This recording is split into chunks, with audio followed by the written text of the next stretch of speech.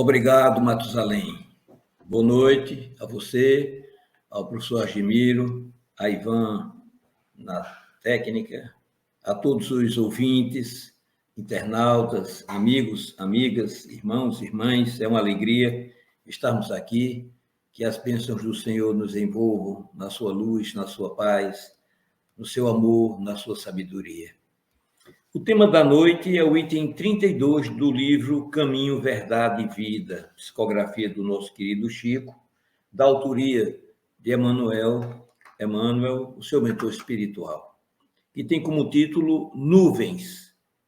E saiu da nuvem uma voz que dizia: Este é o meu filho amado, a ele ouvi.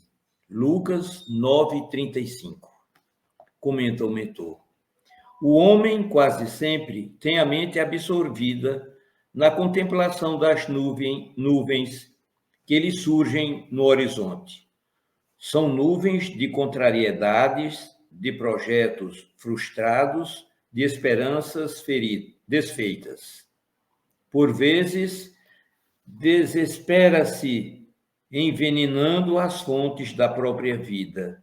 Desejaria invariavelmente um céu azul à distância, um sol brilhante no dia e luminosas estrelas que lhe embelezassem a noite. No entanto, aparece a nuvem e a perplexidade o toma de súbito. Conta-nos o Evangelho a formosa história de uma nuvem. Encontravam-se os discípulos deslumbrados com a visão de Jesus transfigurado, tendo junto de si Moisés e Elias, areolados de intensa luz. Eis, porém, que uma grande sombra comparece. Não mais distinguem o maravilhoso quadro. Todavia, do manto de névoa espessa, clama a voz poderosa da revelação divina. Este é o meu filho amado, a ele ouvi. Manifestava-se a palavra do céu na sombra temporária. A existência terrestre, efetivamente, impõe angústias inquietantes e aflições amargosas. É conveniente, contudo, que as criaturas guardem serenidade e confiança nos momentos difíceis. As penas e os dissabores da luta planetária contêm esclarecimentos profundos, lições ocultas, apelos grandiosos. A voz sábia e amorosa de Deus fala sempre por meio deles. Muito bonito, né? A gente vê aqui uma coisa, é justamente um momento de paranormalidade acontecido no Novo Testamento. 8 dias depois daquele dia, relata Lucas, Jesus toma consigo a Pedro, João e Tiago, 3 médiuns fantásticos. Esses 3 homens vão estar sempre na ressurreição, podemos dizer assim, da filha de Lázaro, que a menina já estava morta, Jesus entra com eles no quarto, num Tabor, na Transfiguração, nos fenômenos mais interessantes, na filha de Jairo, no fenômeno de Lázaro, na Transfiguração, Jesus leva sempre esses personagens com ele. E depois de tendo orado, o relato nos diz, eis que apareceram, conversando com ele, Moisés e Elias. É interessante notar que esses 2 profetas ilustres já haviam morrido muito tempo para trás. Elias viveu 900 anos antes de Jesus. Moisés, 1.300 anos antes de Jesus. Não é? Estavam ali todos 2 em corpo espiritual. E não adianta dizer, Elias não morreu, não. Ao homem foi dado morrer. Está na Bíblia. Desculpem. Se Jesus morreu, por que Elias não morreria?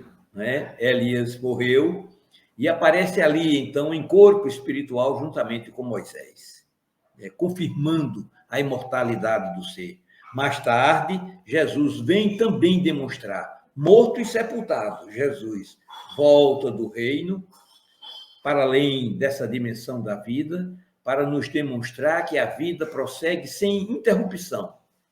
O corpo é para essa dimensão, tem uma vida transitória, tem uma vida limitada, tem uma vida que teve começo no berço e termina no momento que a própria vida acha por bem encerrar essa vida física na dimensão em que estamos. Mas a mente, mas o espírito continua vivo na dimensão da qual Jesus entrou depois de morto e voltou para dizer que é possível o intercâmbio. Ele vivo demonstra essa possibilidade do intercâmbio entre o mundo material e o mundo espiritual. A doutrina espírita prossegue com Jesus, difundindo a mediunidade. Pedro, João e Tiago, esses três homens eram médiuns de efeitos físicos, forneciam o ectoplasma necessário, né, para a fenomenologia, para a aparição. Esses que surgiram conversando com ele, Moisés e Elias. E o texto é muito interessante. Vai nos dizer que eles vieram esclarecer a Jesus acerca dos acontecimentos que estavam próximos.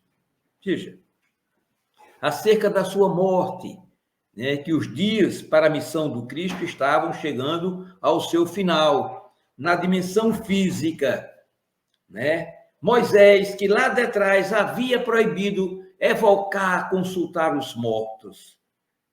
Lá de trás ele tinha um motivo. O decálogo já estava no mundo, mas os homens continuavam com consultas frívolas acerca de temas corriqueiros do cotidiano.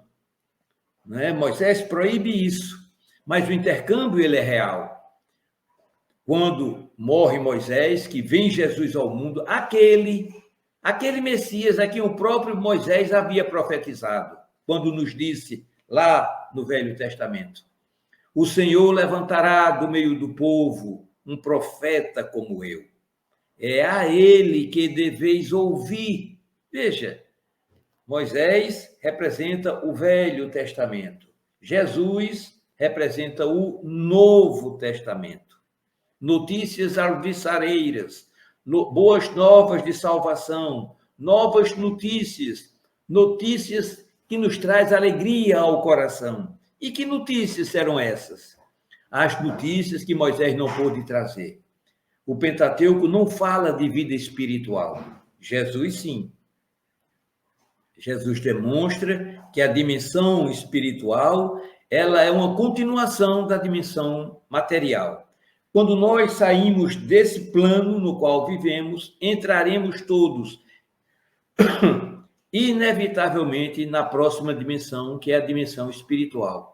Que é a dimensão que, quando a gente dorme, que o espírito não precisa descansar, o corpo sim.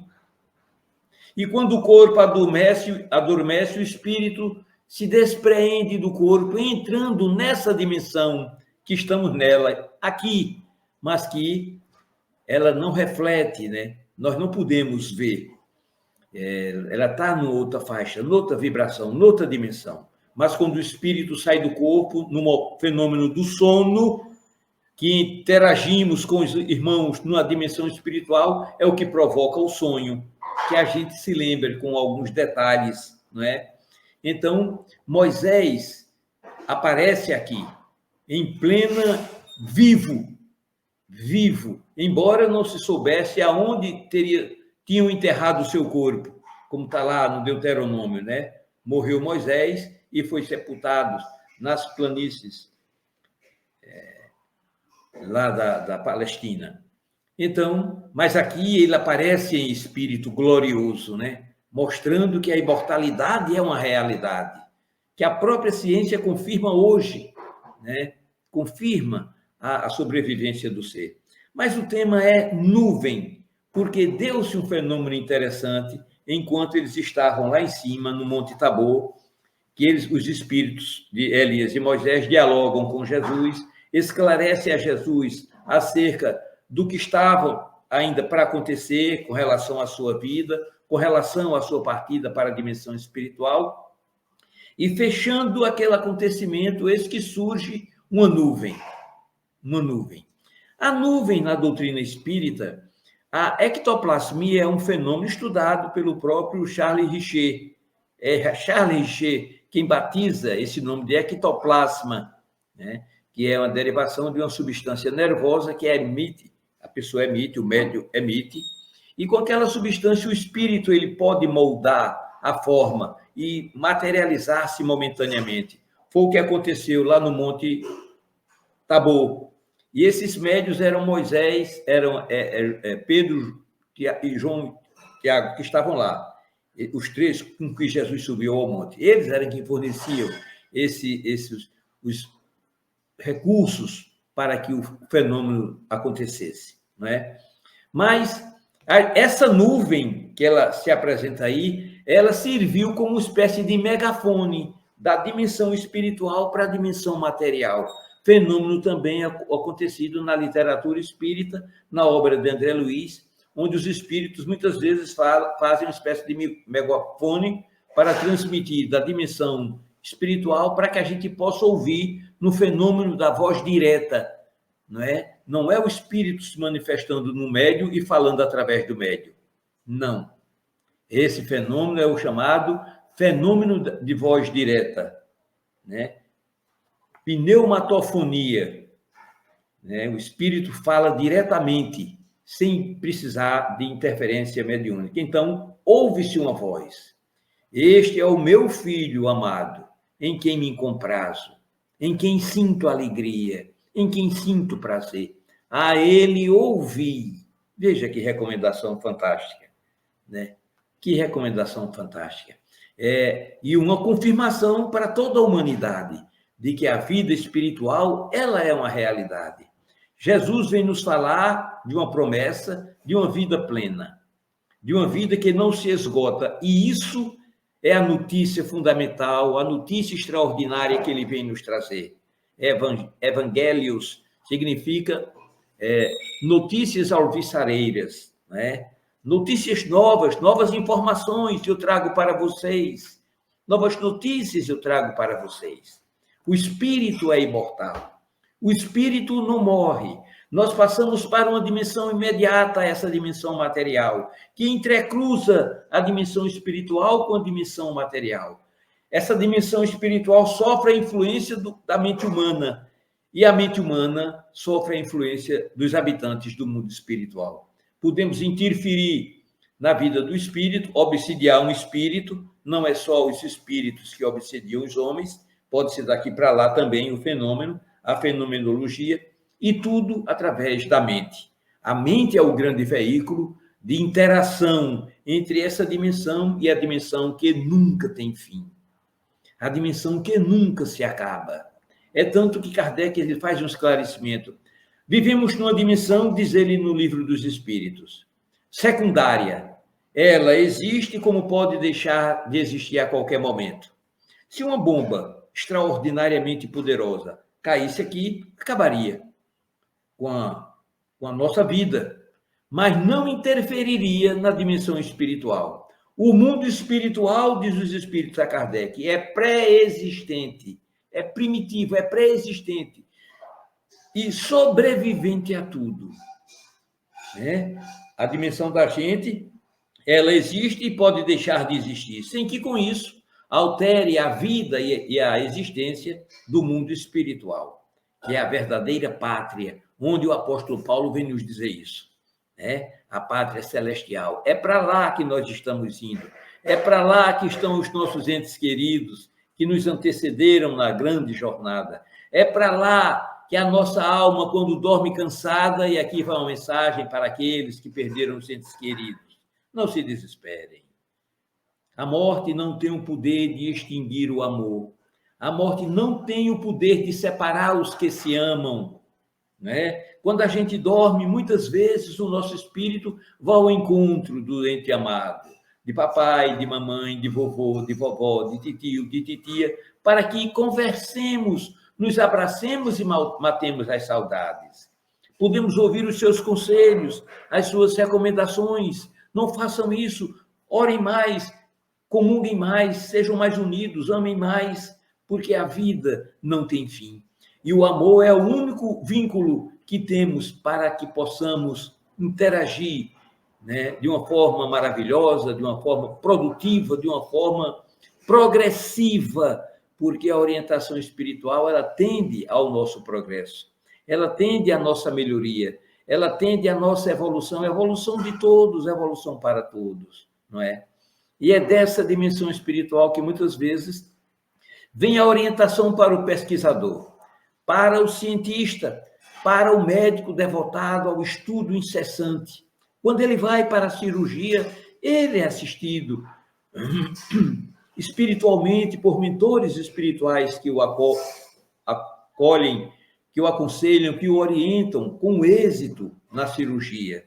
Não é? É tanto que os espíritos chegam a dizer: se os médicos orassem, porque quando nós oramos, nós entramos em contato direto com as potências do bem, com as forças da imortalidade, com aqueles que nos antecederam na longa jornada e continuam estudando, pesquisando, progredindo, evoluindo em conhecimento. Nós erramos por falta de informação.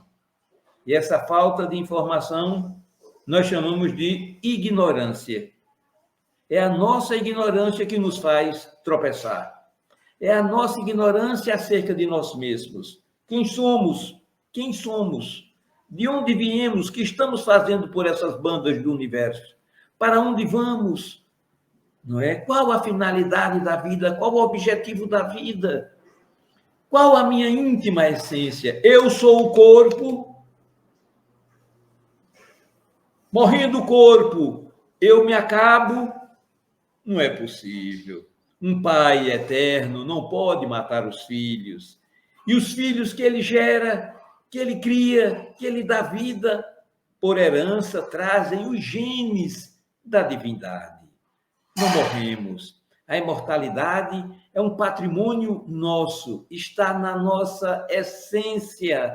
O corpo se deriva do corpo. A forma física se deriva de outra forma física, papai e mamãe. Mas o meu espírito, ele se deriva da essência do Espírito Divino, da essência da fonte criadora, da essência do coração do genitor divino, aquela mente fantástica que criou o universo por força de sua vontade.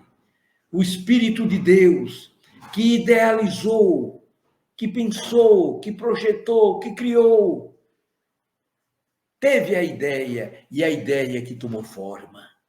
Não é isso? O universo, nos diz os Espíritos, é uma manifestação do pensamento divino, de cuja essência, nos diz André Luiz, lá nos Domínios da Mediunidade, de cuja essência partilhamos na condição de raios conscientes da eterna sabedoria. Veja, nós somos centelhas do foco supremo, nós somos fagulhas da luz suprema da vida, que gerou a vida, que brotou a vida, que mantém a vida e que sustenta a vida em todos os seus esplendores e em todas as suas dimensões, não é? Em todas as suas dimensões. Eu li outro dia num livro de física, um físico, dizendo que são necessários, desculpem, 26 dimensões para explicar o universo conforme ele é. Veja quanta dimensão fantástica, né? Dimensões em cima de dimensões que emanam da mente criadora, que emanam da mente divina. Esse aí é o Pai Celestial. É o Deus de amor, é o Deus de Jesus, que dizia de forma tão clara e objetiva: o Pai está em mim. A doutrina que eu vos ensino não é minha, mas daquele que me enviou. Não é? As coisas que eu digo não sou eu que as digo, o Pai em mim é quem as fala, é quem as diz, é quem as produz. Que coisa maravilhosa, né? Então, Jesus também nos aconselha a que tenhamos fé para que possamos também criar. Nessa obra que eu falei, Nos Domínios da Mediunidade, nesse trecho que eu acabei de citar, André Luiz diz: filhos de Deus, herdamos dele a capacidade de criar e desenvolver, nutrir e transformar. Veja, As nossas células enfermas, as nossas células doentes são criações nossas e não criação de Deus, porque a enfermidade não procede de Deus. Nada no universo adoece, criado por Deus. A nossa mente, como ela pensa, como ela é pessimista, como ela não é cheia de falta de fé, ela periclita, ela baixa de produção, ela é negativista, ela é pessimista e gera, né, ao baixar de produção, acomete uma célula de uma enfermidade. E a célula desenvolve as suas potencialidades. Mas veja, filhos de Deus, herdamos dele a faculdade de criar, nós podemos criar. A nossa mente, ela é criadora. Criar e desenvolver, nutrir e transformar. Transformar as células que adoeceram. Nós temos o poder de regenerá-las. No livro Gênesis, na doutrina espírita, os espíritos nos dizem que é o espírito quem cria o corpo. Ora, se é o espírito quem cria o corpo, como é o espírito quem tem todo o remédio para qualquer problema que o corpo venha a ter. Não é assim? Porque qualquer problema que o relógio, o maquinário do relógio tenha, quem sabe dar uma solução aprazível, corrigir o defeito, é o relojoeiro, que foi ele quem criou o aparelho, o mecanismo do relógio. Ninguém melhor do que o relojoeiro para sanar o problema do relógio. Ninguém melhor do que o espírito que criou o corpo, não é?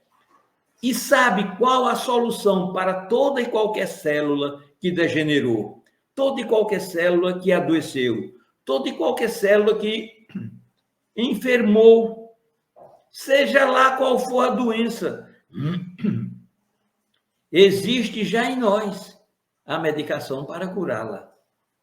É isso. É tanto que chama as possibilidades infinitas. A física tem uma física quântica, ela tem a física das possibilidades infinitas. Porque no próprio universo, conectado com a nossa mente, esse campo de ponto zero, esse campo, esse oceano de pura energia que vibra numa frequência fantástica, a nossa mente está entrelaçada nesse campo. E se nós nos acalmarmos e dermos ordem, né? É aqui que Jesus diz, tudo é possível àquele que sabe disso. Tudo é possível àquele que tem fé e sabe das possibilidades que dormem nele.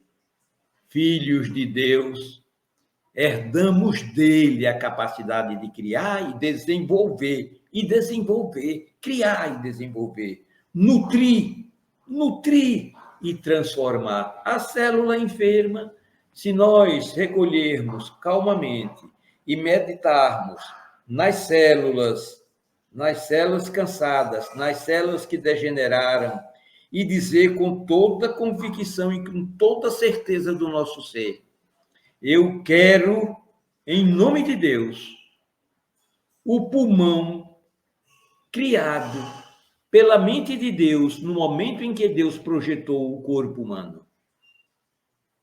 O rim, o coração, o fígado, a articulação, seja lá qual o seu problema. Fala com veemência. É tanto que Jesus diz, pedi e se vos dará. Por que você não pede? Porque você é assim como eu, cheio de muita falta de fé. Essa que é a verdade, não é isso? Batei e a porta se abrirá. Nem você bate, nem eu bato, por falta de fé. Pedi e se vos dará. Buscai e achareis. Veja, não tem dificuldade nisso. É direto. Bata, peça.